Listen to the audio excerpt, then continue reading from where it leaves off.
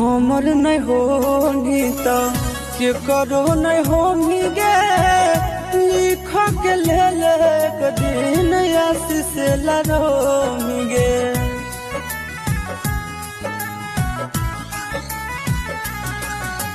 तनिको न माया लगलो हमर कोई ना ख्याल गे लेबो न करो ही हाल जब से मिललो गोरे लाल गे नरक देखनी तू करीब से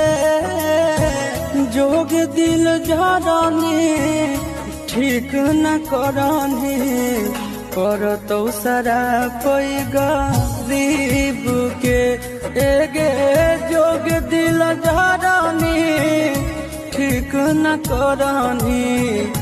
पर तो सारा कोई गरीब के।